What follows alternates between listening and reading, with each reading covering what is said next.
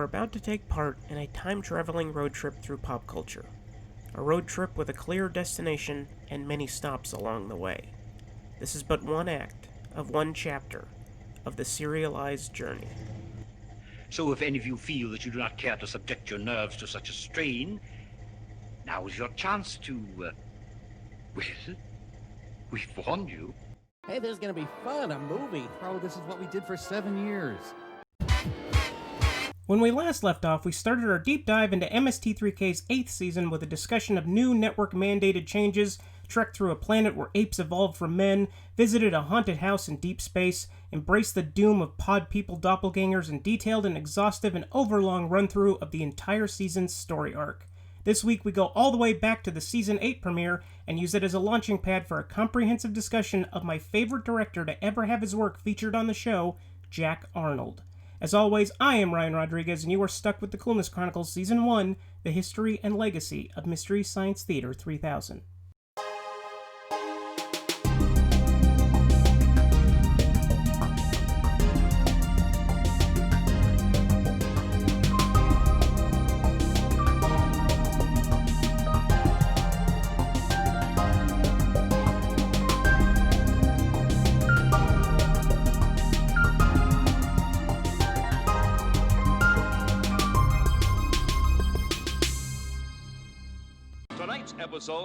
Chapter 11, Sci-Fi Odyssey, Act 2, He Came from the Incredible Shrinking Black Lagoon.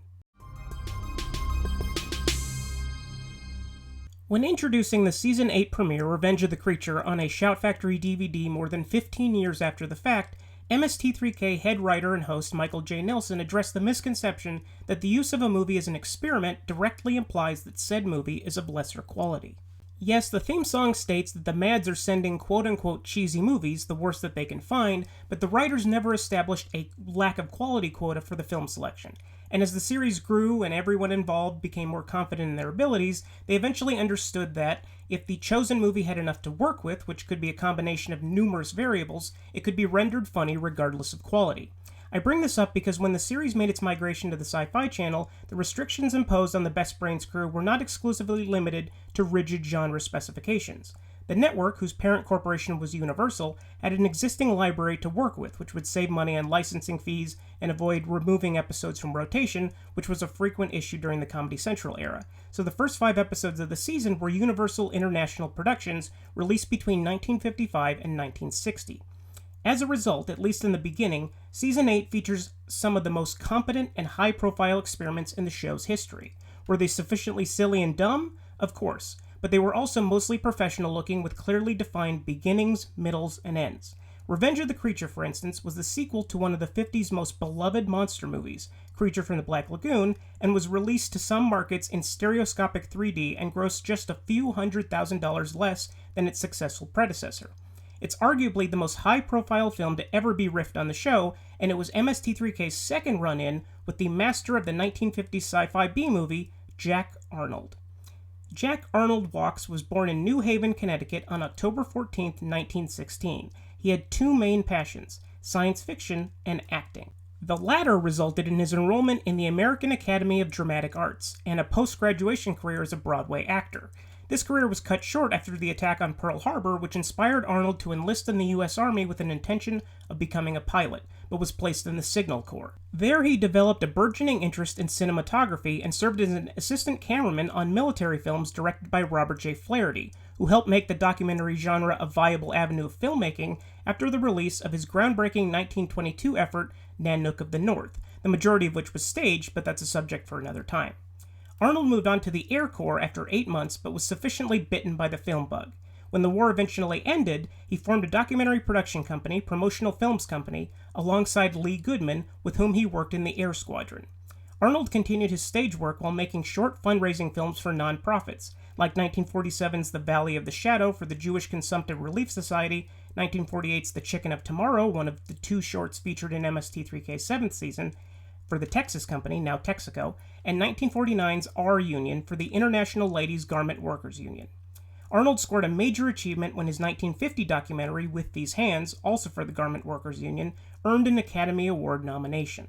He spent the next 2 years wrapping up his documentary career with another short for the Garment Workers Union, as well as the U.S. Army Reorientation Branch and the Jewish Community Relations Council, before becoming a contact director for Universal International in 1952, making his feature directorial debut with 1953's B-level film noir Girls in the Night, written by Ray Buffum, who would co-author Season 5 MST3K experiment Teenage Crime Wave 2 years later. The movie was a modest success, and Arnold directed 2 more films that year, both shot in 3D. The first and most notable sprang from the fruitful imaginative mind of Ray Bradbury and marked the director's first foray into the science fiction genre. It Came from Outer Space. Yes, it came from outer space to fill the world with terror, to bring you unforgettable suspense. What was it? Where did it come from? Who were the all-powerful creatures it brought from outer space? And what did they want on Earth? You can learn the amazing answer only when you see the most thrilling picture in years. It Came from Outer Space. In the astonishing realism of 3 dimension, with objects coming right out of the screen, so real they almost touch you.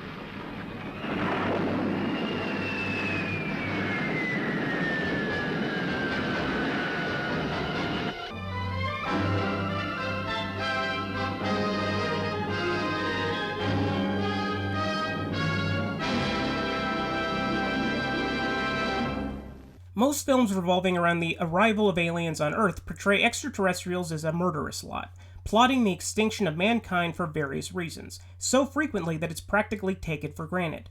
Ray Bradbury, author of The Martian Chronicles and Fahrenheit 451, noticed this surplus of death from above and pitched 2 stories to Universal and producer William Allen, whom we'll discuss further in the next episode.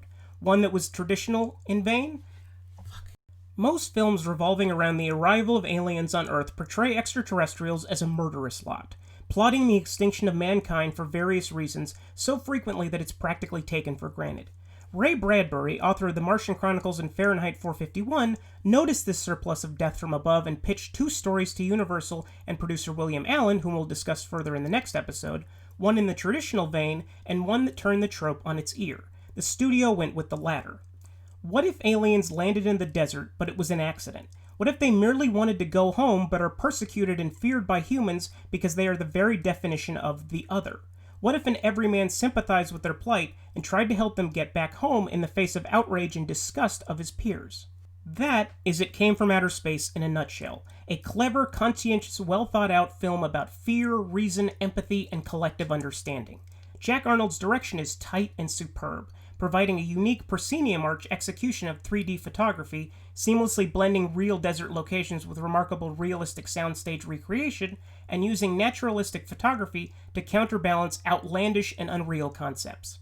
The cast includes character actors like Dave Willock and Russell Johnson, best known as the Professor on Gilligan's Island and appeared as the expendable third wheel in This Island Earth, Barbara Rush, who won a Golden Globe for Most Promising Female Newcomer for her efforts, and as the lead, telephone lineman John Putnam, Hollywood actor Richard Carlson! One of the key details in Bradbury's treatment was the visual obfuscation of the aliens, their true form only suggested and hinted at.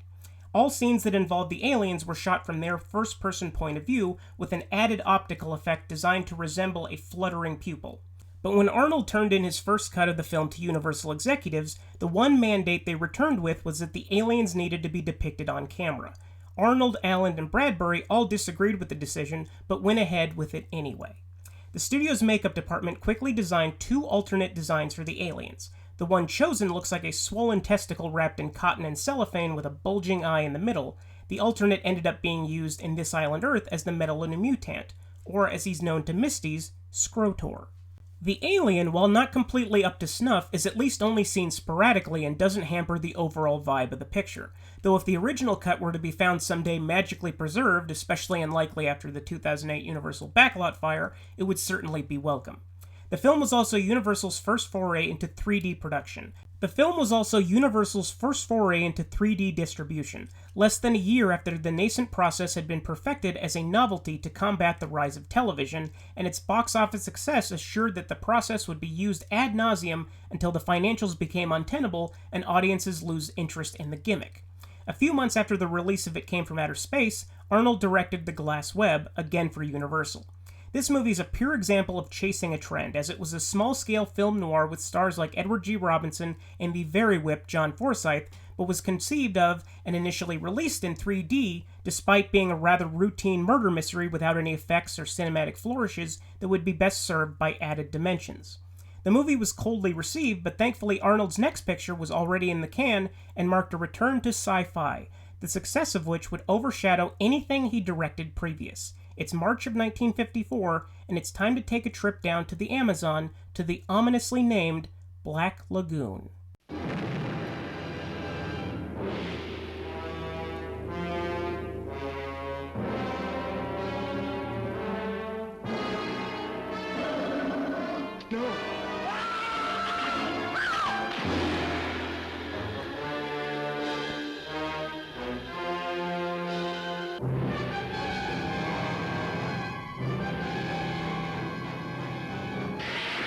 Science couldn't explain it, but there it was, alive in the deep, deep waters of the Amazon. A throwback to a creature that had existed 100 million years ago, immensely strong and destructive. A woman's beauty, the bait that brought it out of its lair. See underwater thrills never photographed before. See titanic underwater battles never dreamed of before in this most terrifying of the science fiction adventures.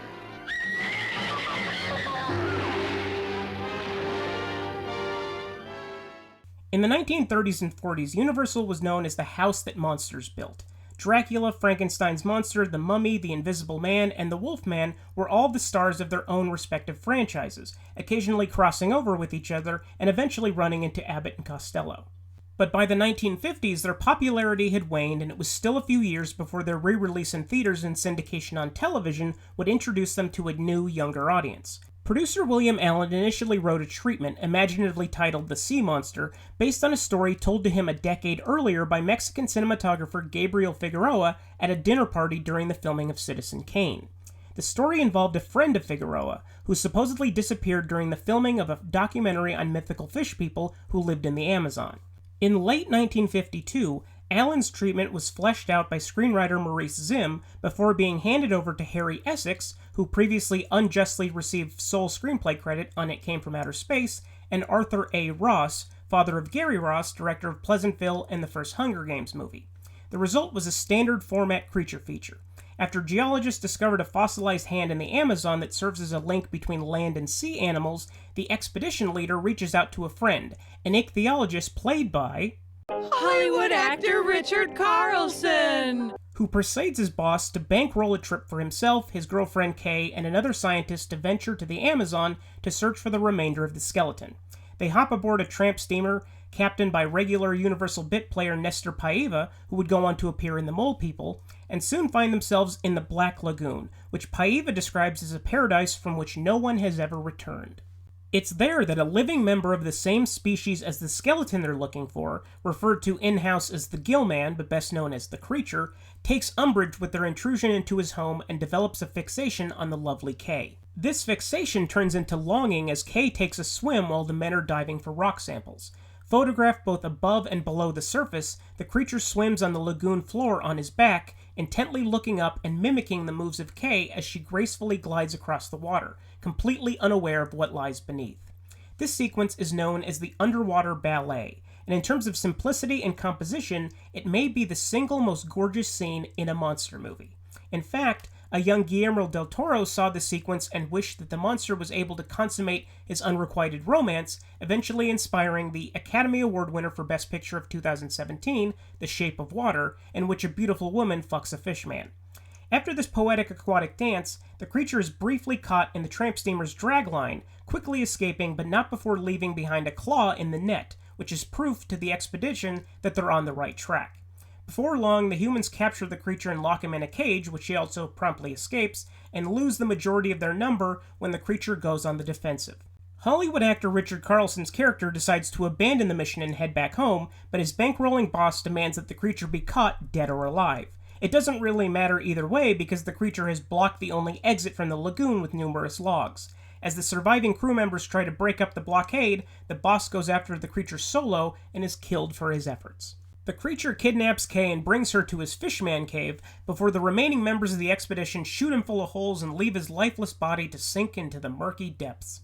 It's a well-worn formula by today's standards, to be sure, but at a scant 79 minutes, it's still a most satisfying watch, bolstered by the stunning underwater photography and Jack Arnold's knack for tension and economic storytelling.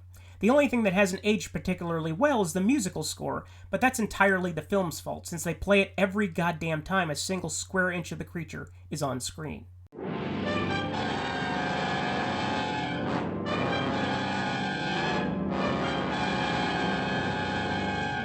But the reason the film endures to this day? The Gill Man.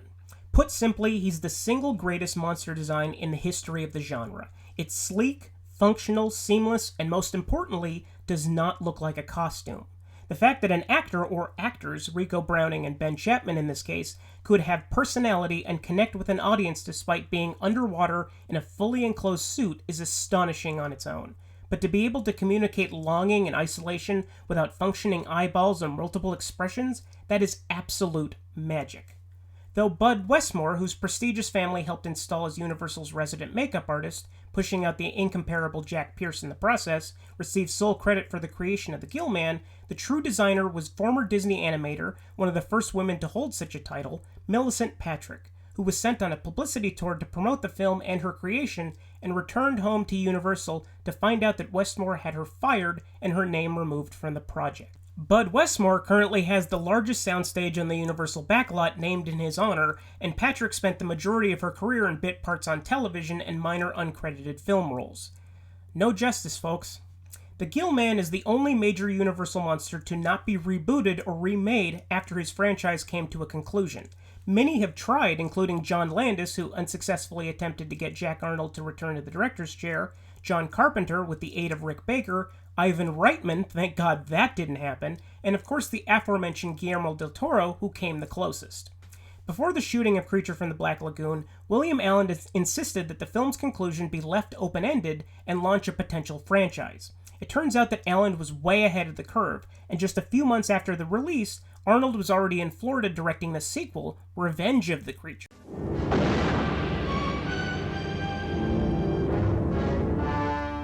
They dared to bring him back alive from his haunts deep in the jungles of the Amazon. They dared to put him on display with the other denizens of the deep, while thousands came to marvel and wonder. You know, I pity him sometimes. He's so alone. The only one of his kind in the world. If anything goes wrong, you head straight for the surface, you understand? All right, let's go. They dared to study him, to probe him, to tempt him with the lure of a woman's beauty, thinking that mere chains could hold in check the primeval forces that surged and roiled within this strange being from the dawn of time. Hey, look! He broke the chain!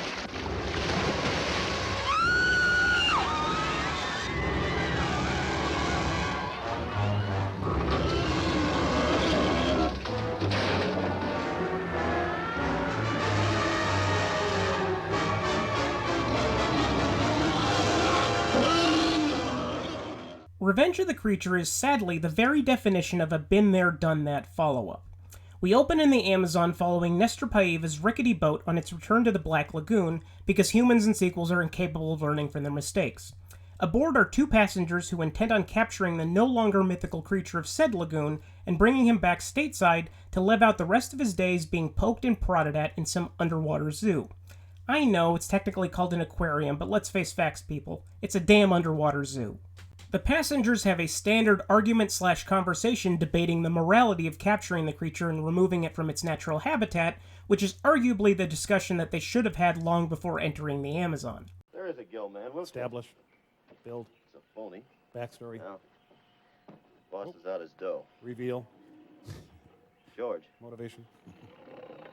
Nestor Paiva joins them in the lower decks for a spirited discussion of the origins of the creature and also to remind the audience that he was indeed in the first movie. Now I tell you what I believe. I believe I look good in a thong. This beast exists because it is stronger than the thing that you call evolution.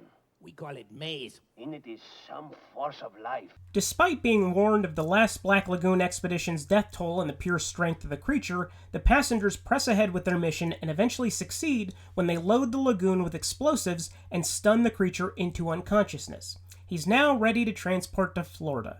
Yes, it was bad enough that he'll have to live in a giant tank for the rest of his life, but now he'll have to live in a giant tank in the Sunshine State, 20 years before Disney World would give people a decent reason to visit.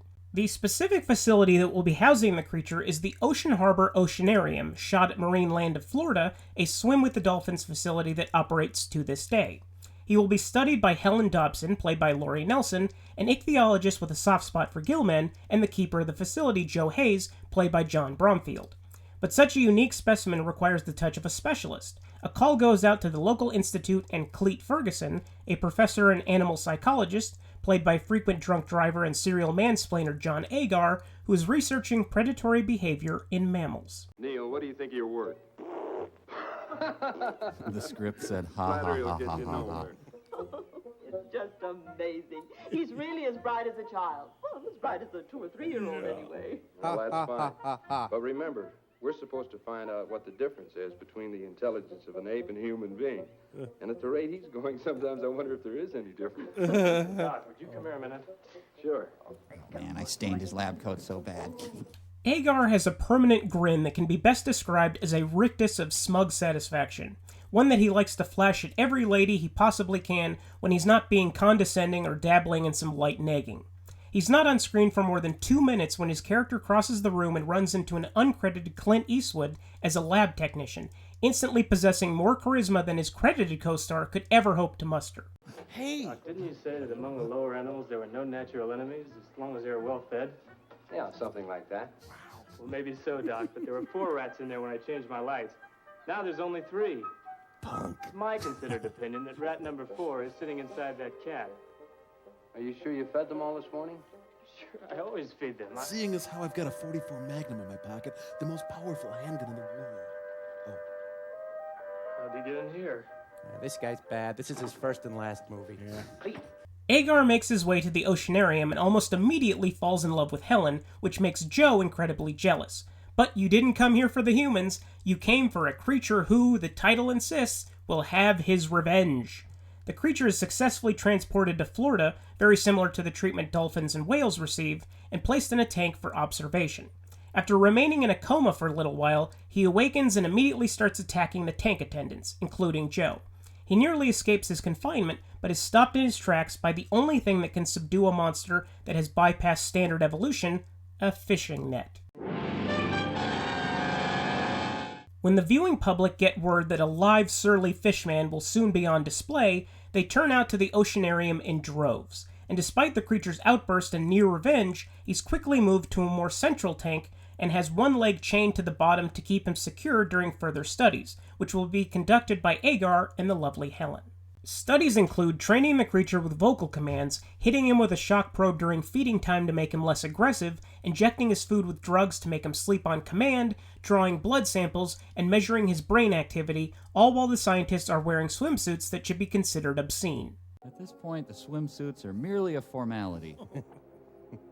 Let's go. Right. Air tanks by Hebrew National Franks.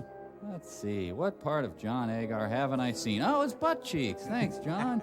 Agar and Helen spend all their non-conditioning time making goo-goo eyes at each other, as Agar teaches Helen about things that she, a professional, probably already knows but is too polite to rebuke. Hi. Hi. Hi. Hi. You think Chris is smarter than Flippy, Professor? Hi. I doubt it. A porpoise has a very large and well-developed brain. Hi. In fact, his intelligence lies somewhere between a chimpanzee and a dog. Hi. How smart is the Gillman? Well, that's what I'm here to find out. Hi. What his reflexes are like, his behavior pattern, his capacity to learn, his response to stimuli. Hi. Oh, it sounds exciting. I hope I'll be able to help. Thanks, I'm sure you will. But Helen notices that something is amiss with the creature. He seems lonely, and she believes that testing in the long term would probably be more harmful than good. Just think. Abducting the aquatic missing link from his natural environment and forcing him to live in a metal bucket surrounded by unfamiliar fish and scientists with shock probes might not be the best way of going about things. The more you know, I guess. Helen develops an attachment to the creature, which he reciprocates because in case you didn't know, you're watching a very simplistic version of King Kong. 'Twas beauty looked at the beast through glass. It's gonna turn into an aquatic mandingo, isn't it? After more times than seems necessary, the creature has had enough with his sardine can life, breaks free of his watery bondage, and makes his daring escape from the oceanarium, killing Joe and attacking Agar in the process. Ladies and gentlemen, the revenge has finally begun. The creature saunters out of the park, although he doesn't harm any civilians, he just disposes with some cardboard standees emblazoned with his likeness, which were actually leftovers from the first film's theatrical run, and overturns a car in an admittedly cool shot that probably looks much better in 3D, before heading for the ocean. He goes unseen for at least a week, when we're informed by a newscaster that creature spottings have been reported everywhere from Mexico to New York, imagine that sequel, and Agar and Helen have put the whole thing out of their minds. Helen is showering in her hotel room when the creature resurfaces, no pun intended, and takes on the characteristics of a creepy peeper, doing things that all degenerate voyeurs do, watching the object of their obsession in various states of undress from a distance and killing said object's dog. Love makes you do crazy things. Helen and Agar acknowledge that they have to spend the next 3 months apart for reasons that escape me, so they have an all-day farewell date, most of which they spend either on or around the water, presumably because they forgot that they spent most of the movie torturing a monster who claims the ocean as his domain. When a boat ride abruptly pauses due to engine trouble, Helen throws her cares away and takes a swim, oblivious to the fact that the creature is below the surface staring at her with longing, googly eyes. Sidebar. The original Millicent Patrick Gilman design was altered for the sequels to make him appear more humanoid. This involves fuller lips, a wider, more circular head as opposed to the oval-like face in the first film, and unsettlingly wide, googly eyes that look more like the goggles one would wear in a tanning bed. End sidebar. The underwater ballet from the first film is repeated shot for shot, but before the creature can embrace Helen, the boat is repaired and she resumes her date with Agar. Next destination, a dance hall on a pier, where the creature interrupts the festivities like a brute and abducts Helen instead of being a gentleman and making an impassioned appeal. The creature takes to the sea with his unwilling new bride, but she breaks free. The police begin ordering citizens to stay off the streets, which is strange considering that the streets are the one place the creature is never going to be on, and the manhunt, or rather fish manhunt, continues. In a final showdown, Agar uses some of the conditioning tricks he developed earlier in the movie, and the creature lets go of Helen before promptly being gunned down by the police and sinking lifelessly to the ocean floor, never to be seen again until the next sequel. Revenge of the Creature is not necessarily what I would call a terrible movie, but of the theatrical works of Jack Arnold, it ranks close to the bottom. The story shamelessly borrows from its own canon multiple times, and it feels like something made for a bottom line as opposed to a tale that needed to be told. If you took all the fun, batshit crazy stuff out of Beneath the Planet of the Apes, you would just have a cheaper version of the original that is constantly reminding the viewer, hey, remember last time? Wasn't that great? Don't you wish you were watching that instead? And that's how I view Revenge of the Creature. If only William Allen or Universal had the forethought of adding underground mutants and holy atomic bombs. That's how you do a proper sequel. But despite this, Revenge was another box office success, and a final follow-up was designed to give fans a satisfying end to the trilogy. Just kidding. They shit the bed. Big time.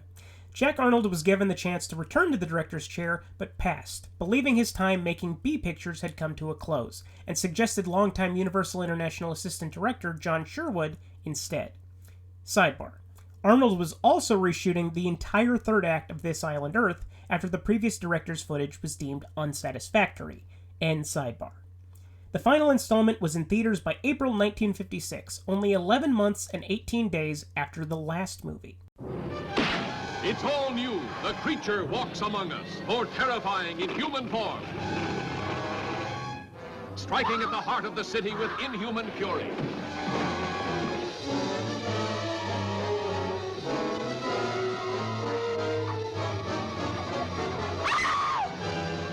The creature walks among us. Horror unleashed by the daring of man and a dangerous experiment of science. I have burned away the outer scale. There's a structure of human skin underneath it. The creature walks among us. The grimmest cargo ever brought to civilization. Now a monster made even more frightful by human emotion. The Creature Walks Among Us is three things: a domestic soap opera, a disjointed existential crisis, and occasionally a monster movie. A team of scientists have been searching the Everglades for the creature despite his apparent death at the end of the previous picture, because prior experience proves that always ends well, and the creature is captured, shot with multiple spears, and accidentally douses himself in gasoline, and not so accidentally set on fire.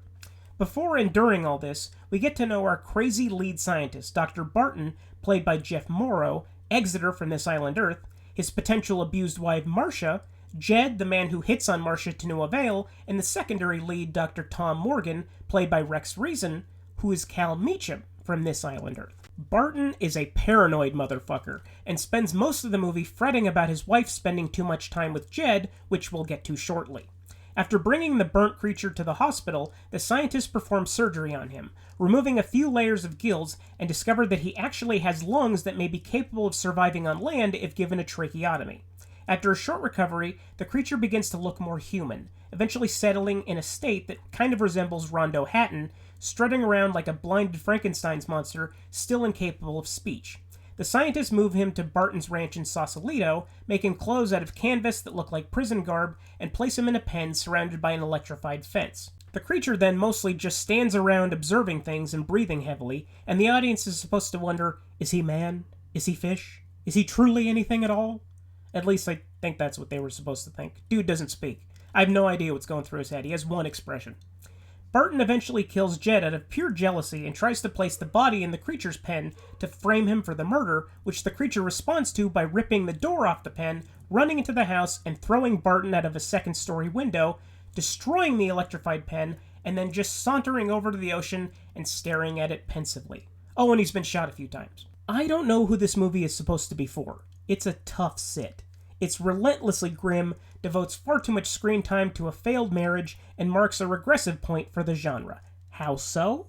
Many credit the science fiction films of the 1950s as championing science by making scientists into relatable everymen who aren't trying to reanimate corpses or creating genetic supermonsters to conquer the world, but instead trying to solve cosmic problems with humility and empathy. The Creature Walks Among Us is not one of those films.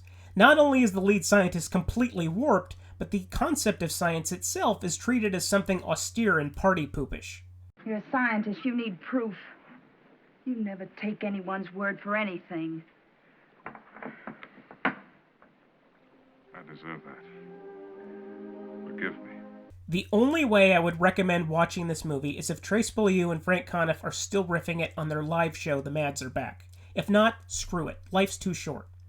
Tracking back to 1955, Jack Arnold followed up Revenge of the Creature with his first color film, a western called The Man from Bitter Ridge, and his first television gig, something that would become his bread and butter less than a decade later.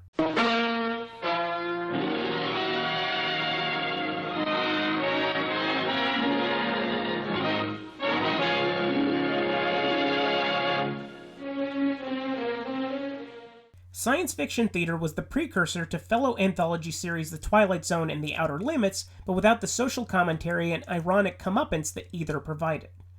They were exactly what the show's title promised: tales of fictional science, sometimes outlandish, usually dull.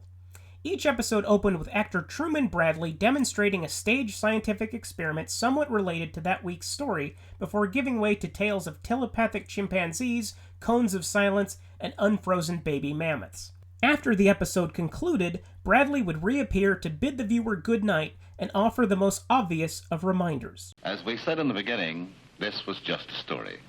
It hasn't happened. Yet. No shit. Of the 4 half hours Arnold directed, all in the first season, the most notable was arguably Episode 6, No Food for Thought.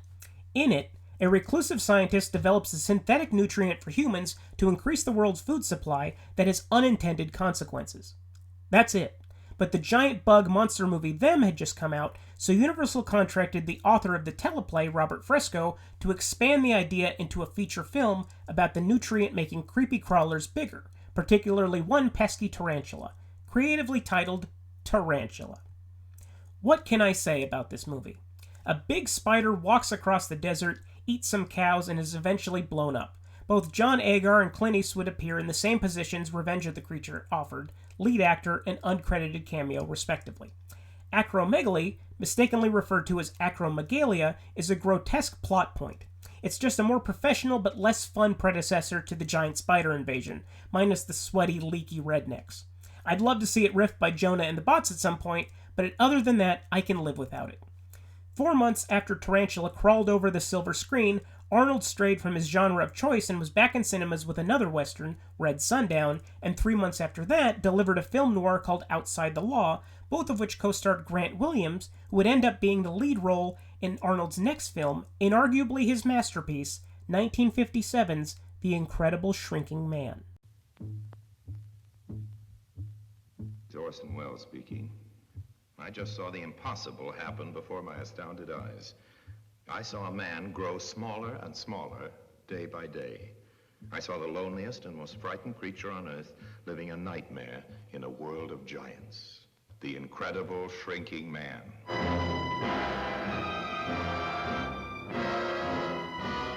The Incredible Shrinking Man. In Chapter 1, during our discussion of I Am Legend and the Road to the Omega Man, we briefly touched upon literary legend Richard Matheson. 2 years after writing I Am Legend, he wrote The Shrinking Man, about an ordinary guy, Scott Carey, exposed to a radioactive cloud while on vacation, who then begins to gradually shrink until he's so small that he loses himself in his own cellar and ends up in a life-or-death struggle with a Black Widow spider. Matheson sold the rights to Universal and producer Albert Zugsmith, who previously produced Season 6's Invasion USA and would go on to produce Touch of Evil, before the novel was published, on the condition that he also write the screenplay, which held closely to the novel's narrative, altering back and forth between Shrunken Carey and Shrinking Carey. Zugsmith found the script too challenging, so he had Richard Allen Simmons converted into a more straightforward linear narrative and added the word incredible to the title, neither decision being favored by Matheson. The aforementioned Grant Williams was chosen for the lead role over Jack Arnold's and Zugsmith's personal preferences because the studio was determined to make him a star. Arnold rolled with the changes and moved fast. By the time the novel was released, the film had been in production for 2 months and would wrap 1 month later. Because it was produced in an era before pre-visualization, every gag Arnold was tasked with is completely analog. There is such a dearth of techniques, processes, tricks, cheats. Anything that was developed in 1956 was used to great effect in The Incredible Shrinking Man.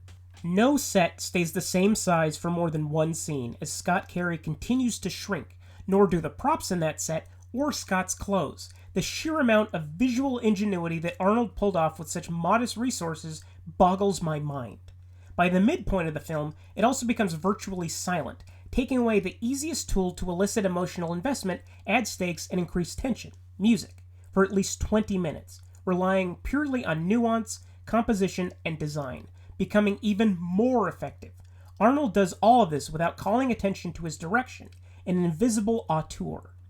And as much as he put into the visual splendor, it's also a philosophically dense experience, touching on and alluding to everything to the fear of diminishing masculinity, to the horror of mundane realities viewed through a skewed prism.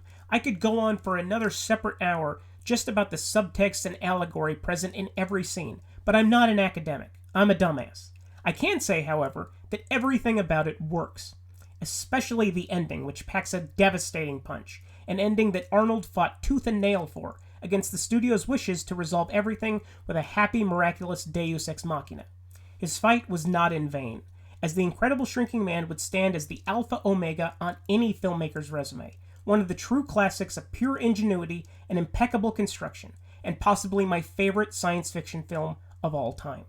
It was a watershed moment and should have led to a legitimate A-list career, but Arnold later recounted that producing his type of sci-fi spectacle became increasingly difficult.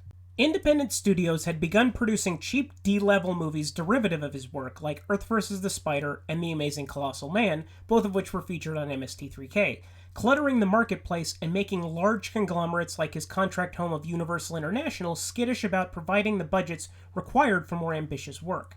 Arnold took a 1.5-year-long sabbatical from the genre, but never remained less than ubiquitous on the Universal lot, directing 2 more films for the studio that same year: crime dramas The Tattered Dress, written by key Douglas Sirk collaborator George Zuckerman, and Man in the Shadow, from television Western journeyman and author of numerous legendary Star Trek teleplays Gene L. Coon, both of which starred Jeff Chandler, the latter also co-starring Orson Welles.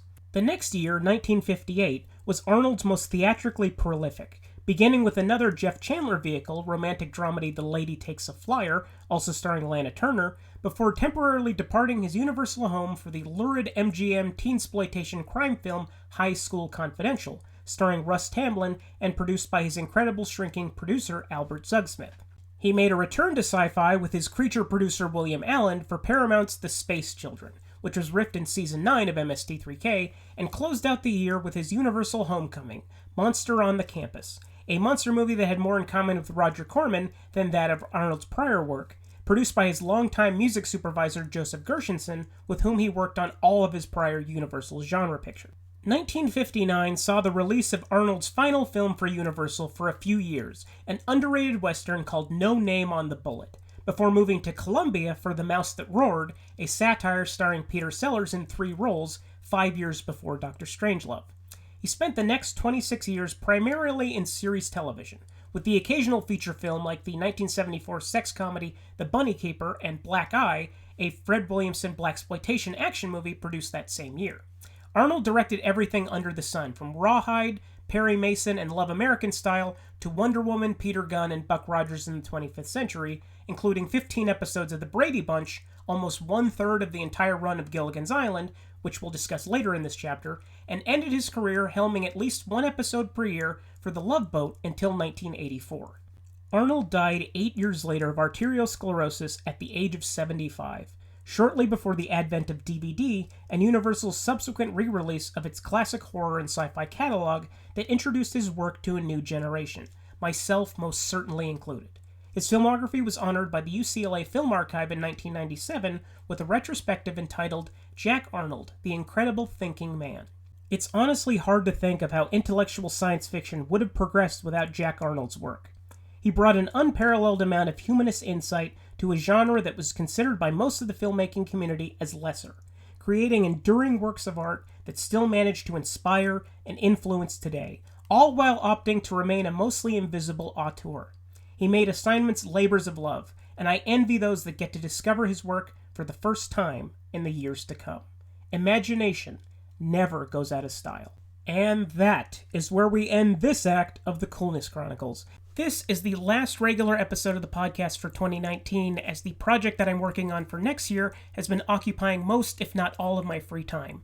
The show will return in January with the start of an in-depth discussion on the Universal International experiments of Season 8, like the Mole People and the Deadly Mantis, and soon we'll be discussing landmarks of awfulness like the giant spider invasion, Riding with Death, Space Mutiny, and Time Chasers as we continue to chart the history and legacy of Mystery Science Theater 3000.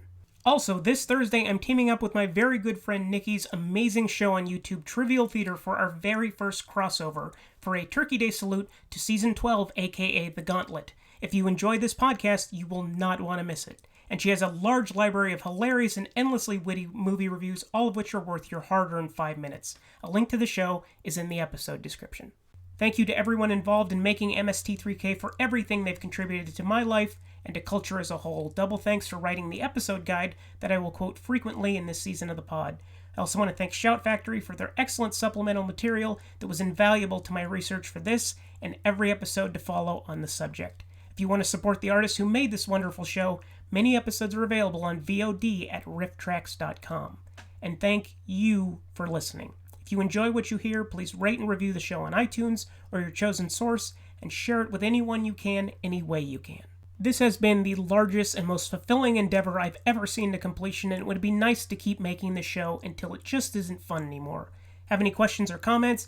Want to be on the show, or is there anything that I missed in this particular chapter? Contact me on Twitter at CoolnessPodRyan or on our Facebook page, and keep on the lookout for updates. And check out our awesome Patreon page at patreon.com/CoolnessChronicles, where you can enjoy all of our Ghost of the Movies minisodes and a lot of other great bonus content, including the continuation of discussions on Alien and Planet of the Apes from our last episode, and a front row seat to a massive cinematic project I'm undertaking in the next year.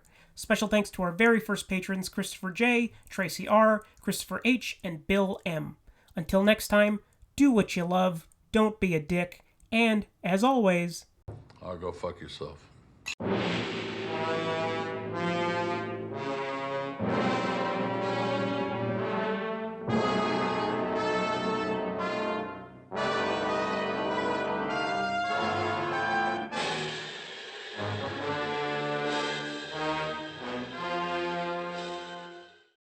Coolness Chronicles is written, produced, and edited by Ryan Rodriguez. Executive producers are Tracy Rodriguez and Luis Rodriguez. Original music by Bildschirm. Please visit bildschirm.bandcamp.com for more information.